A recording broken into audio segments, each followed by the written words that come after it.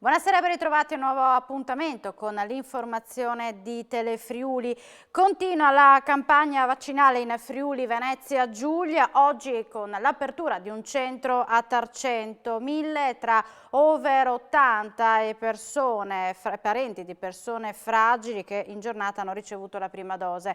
Intanto domani al Fiera di Udine sarà la volta del personale sanitario che non aveva aderito alla prima campagna di gennaio, solamente in 600 su 2000 che fanno dell'azienda sanitaria del Friuli Centrale, che fanno parte dell'azienda sanitaria del Friuli Centrale, hanno aderito. Per i 1400 c'è il rischio sospensione.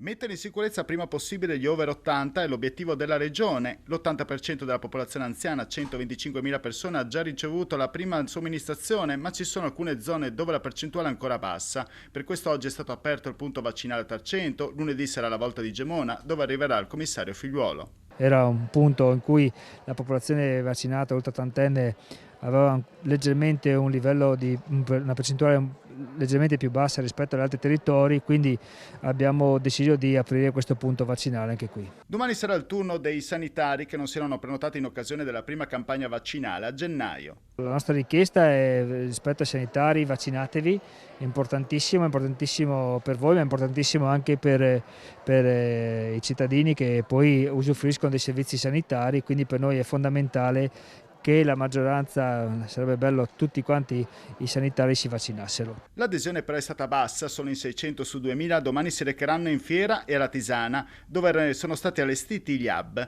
Per i 1400 che ancora si sono rifiutati, il rischio è di vedersi sospesi dall'attività sanitaria, come lo chiarisce il DPCM. Comunicheremo direttamente agli interessati la richiesta di vaccinarsi, quindi singolarmente, e dopodiché seguiranno il procedimento amministrativo rispetto al fatto che le persone non vaccinate non possono naturalmente entrare in servizio, quindi cercheremo le soluzioni amministrative assieme a loro. Rischio sospensione? Rischio sospensione.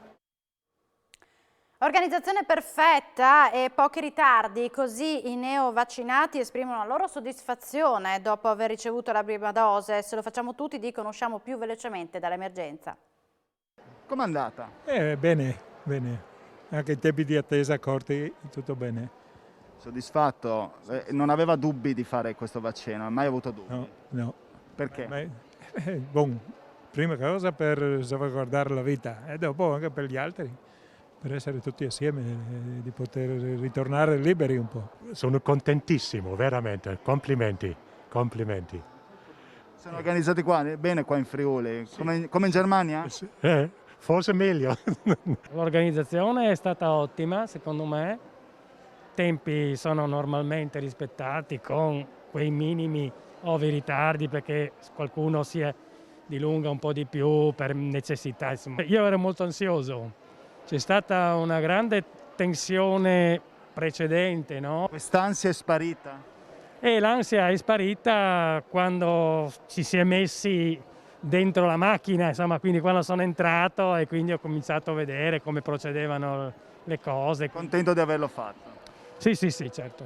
Io lo faccio principalmente perché ho mia sorella che è una trapiantata e quindi per questo mi trovo qui. Se vogliamo uscirne da questo incubo, da questo nemico invisibile, la cosa migliore è che per una volta non si pensi a se stessi, ma si pensa anche alle altre persone, che magari io sono sana, ma altre persone sono più deboli. Com'è andata? Benissimo. Soddisfatto, contento, lo vedeva l'ora? Sono molto bravi, organizzati bene, veramente bravi.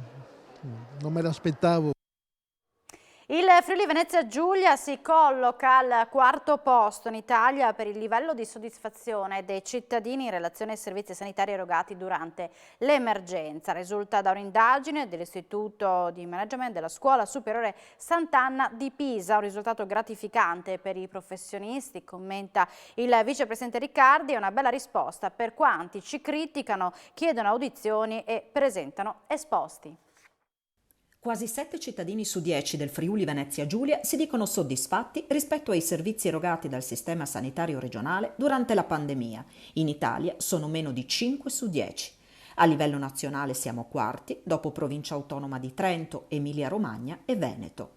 È quanto emerge dall'indagine svolta dall'Istituto di Management Scuola Superiore Sant'Anna di Pisa per misurare la soddisfazione della popolazione sui servizi sanitari erogati nel 2020 durante l'emergenza Covid.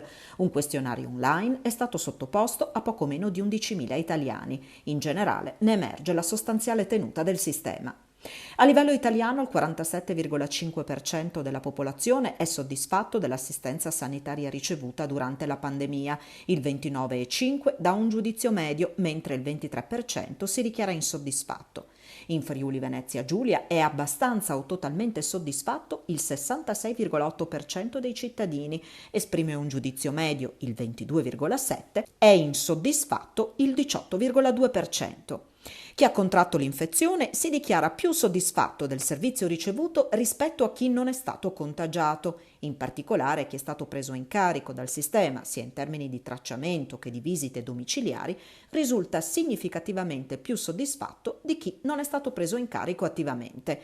Questa indagine, commenta il vicepresidente della Regione Riccardo Riccardi, premia il grande lavoro dei professionisti che ogni giorno si prodigano per affrontare la pandemia e di chi li guida. Al mondo nulla è perfetto, continua, ed anzi siamo in una situazione di grande difficoltà e tensione, ma dobbiamo farne tesoro per migliorare. Da un punto di vista politico, aggiunge Riccardi, il risultato dell'indagine del Sant'Anna è una bella risposta ai continui attacchi che subiamo, alle accuse che riceviamo di non ascoltare nessuno, alle richieste di audizioni e agli esposti che evidentemente, conclude il vicepresidente, nulla hanno a che fare con la realtà.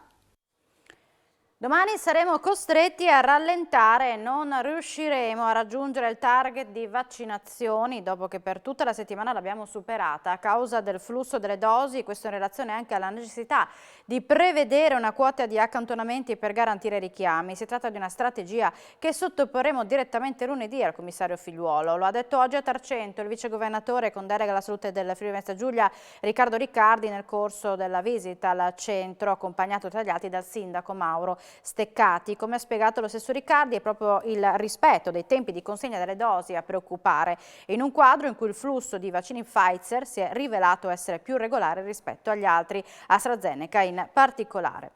Il bollettino di oggi: nella nostra regione su 6.307 tamponi molecolari sono stati rilevati 153 nuovi contagi con una percentuale di positività del 2,43%.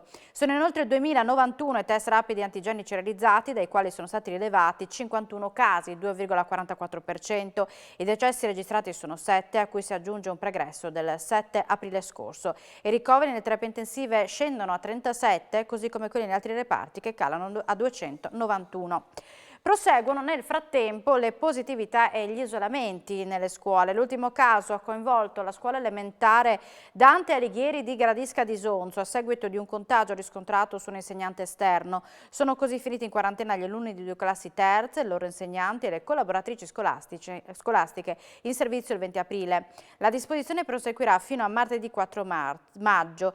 Circa 40 le persone che dovranno rispettare l'obbligo di rimanere nel proprio domicilio. A seguito di quanto avvenuto, i genitori di una delle 2 classi coinvolte hanno scritto alla dirigente della scuola primaria chiedendo di non far più accedere all'interno del plesso personale esterno non vaccinato o non controllato tramite tamponi. E da lunedì riaprono i bar, che però potranno servire solo i clienti seduti ai tavoli all'esterno e non al bancone. Misure per evitare il contagio che stanno creando difficoltà ai baristi e agli imprenditori del settore. Li abbiamo incontrati alcuni oggi a Udine in una giornata in cui si respirava un clima d'anticipo di zona gialla, tantissime infatti le persone in centro e nei parchi della città. Non dare la predisposizione anche al cliente di bere un caffè velocemente la mattina al banco è un po' un problema.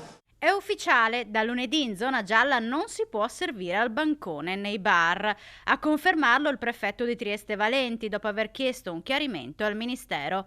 A questo punto la situazione per gli esercenti diventa problematica, afferma il presidente provinciale della FIPE Dalla Mora, che confida in un ripensamento del governo.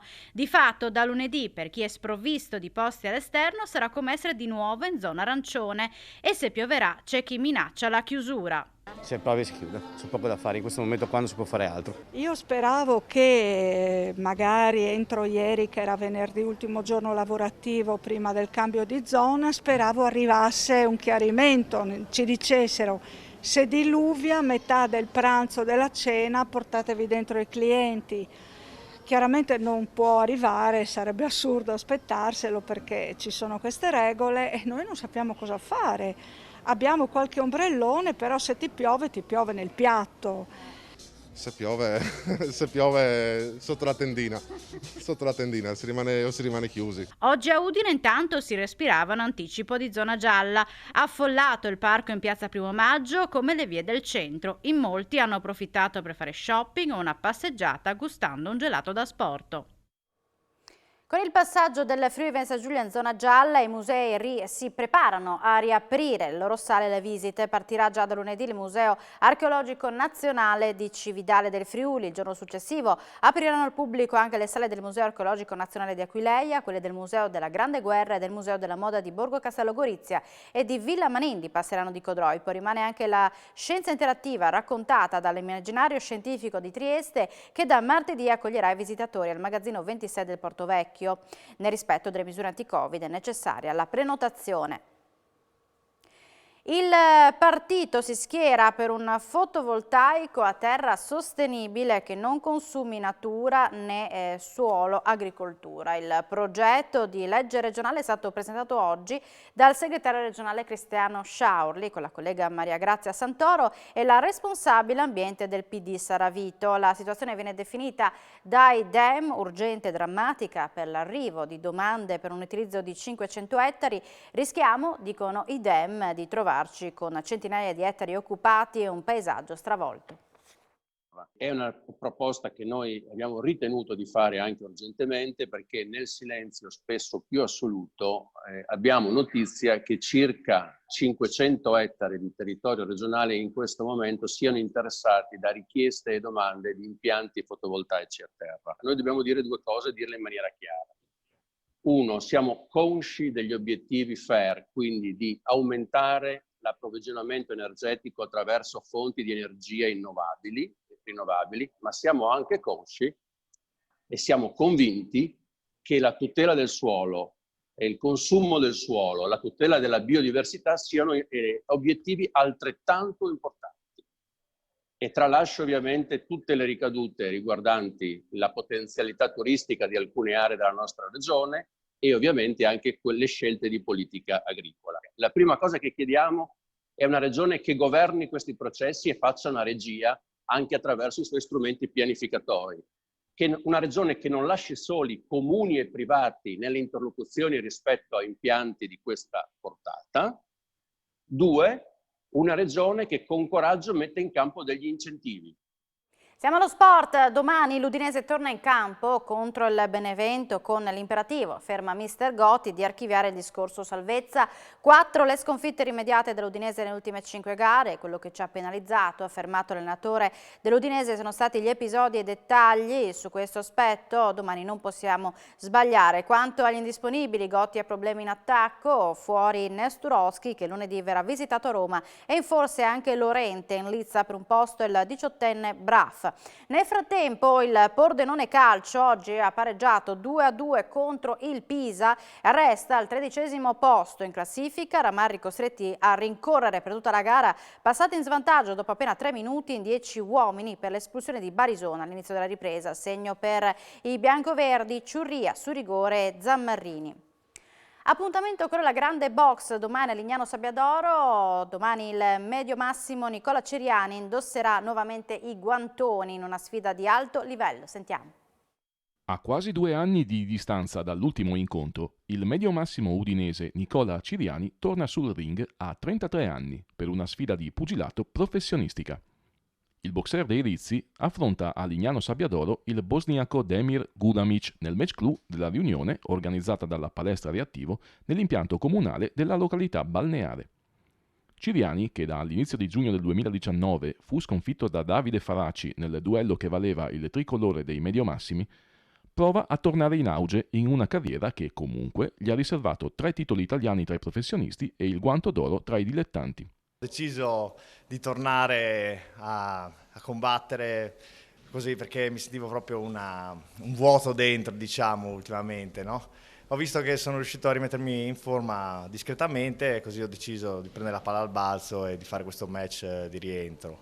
Dato che comunque, come l'ultima sconfitta che ho ricevuto a casa, è stato un boccone amaro, adesso è stato digerito, vediamo come andrà, insomma sono molto felice e gasato per domenica e penso sarà un grande rientro. Siamo in chiusura, vi ringraziamo per l'attenzione e vi auguriamo una buona serata su Telefriuli.